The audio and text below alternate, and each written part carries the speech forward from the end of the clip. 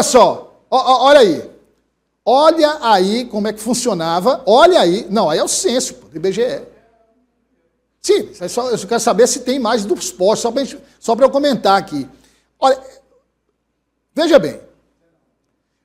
Pede o Vitor aí para mandar algumas imagens, o Vitor Costa, para mandar algumas imagens aí.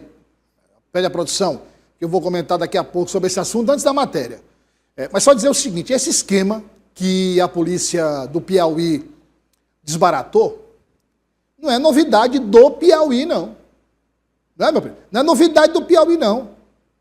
Quem não lembra recentemente daquela operação que aconteceu em nível nacional, com a polícia descobrindo o verdadeiro esquema do crime organizado, que começava nas plantações de cana, os canaviais, e percorria todo o processo. Canaviais,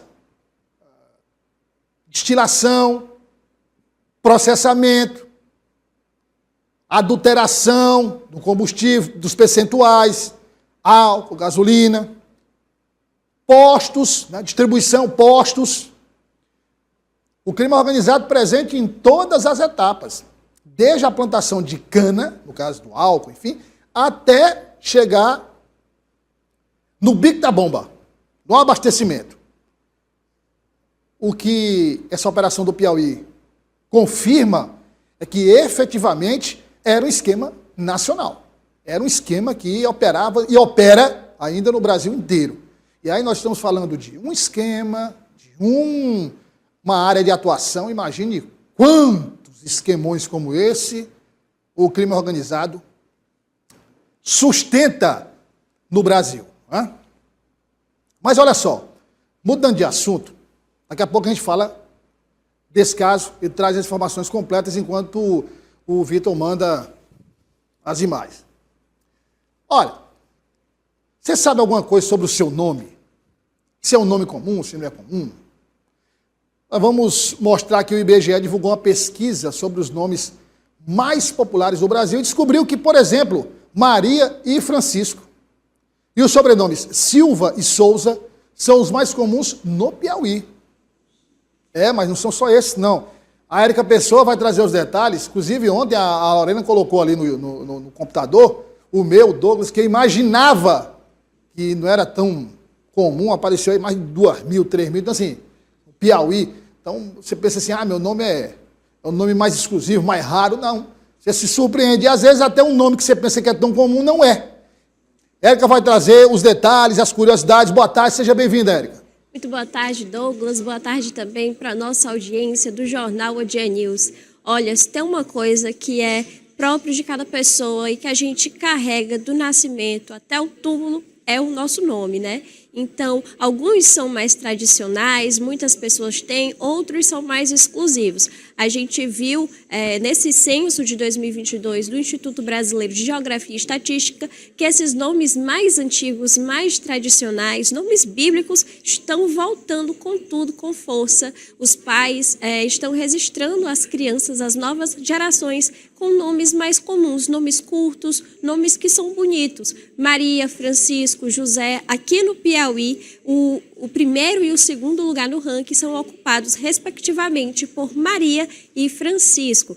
Então, são nomes muito populares que estão ganhando uma força. A gente conversou com Eider Mendes, que é coordenador de comunicação do IBGE, e falou um pouco mais sobre essas estatísticas dos nomes, falou também dos sobrenomes, como você pontuou, Douglas. Silva e Souza, aqui no Piauí, são os sobrenomes mais comuns. Então, a gente vai checar todas essas informações. Também conversamos com uma inscrevente de um cartório aqui de Teresina que falou sobre os registros. Ela pontuou, inclusive, que antes nomes diferentes, que a gente não tinha muito costume aqui no Piauí, eram muito registrados. Muitas vezes os pais não sabiam nem pronunciar ou escrever os nomes. E agora ela confirma que esses nomes mais comuns, mais tradicionais, que são da nossa cultura, estão realmente voltando a ser registrados. Vamos acompanhar cada detalhe na reportagem.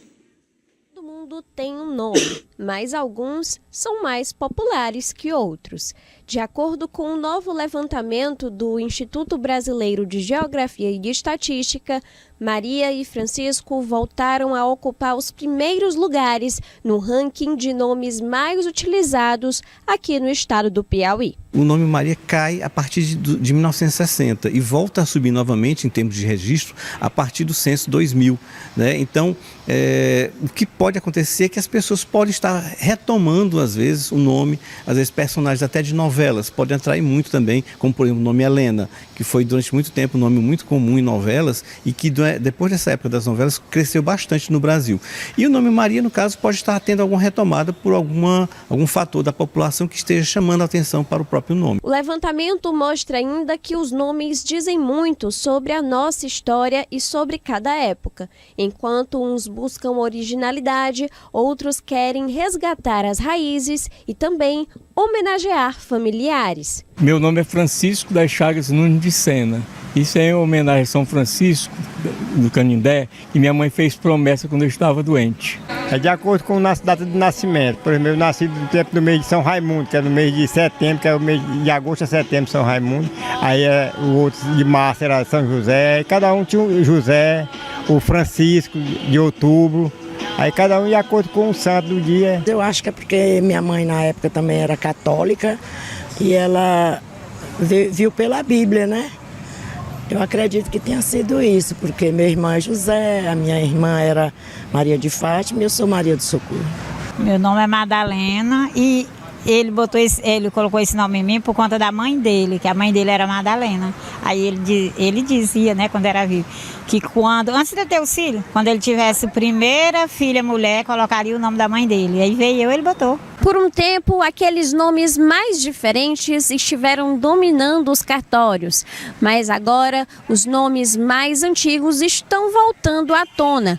Pais e mães têm escolhido cada vez mais nomes curtos, simples e que carregam muitos significados para registrar os filhos. A gente percebe que os nomes comuns estão voltando, né? Eles estão voltando com mais frequência. Um exemplo é João, Maria, né, Lucas, que são nomes que a gente não via, né, mas as pessoas registrando. Hoje estão com mais ativa. Na plataforma Nomes no Brasil, é possível pesquisar os nomes mais usados por época, região e até a frequência ao longo das décadas.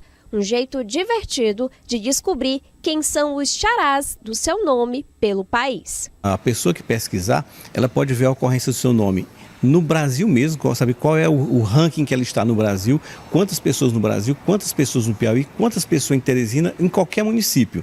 E também o próprio significado do seu nome, o IBGE apresenta. Inclusive também esse site, ele traz a possibilidade de você acessar outros países e ver, por exemplo, a existência do seu nome em outros países. Ou qual é o nome mais frequente, por exemplo, na China, na Holanda, nos Estados Unidos e comparar inclusive com o Brasil também.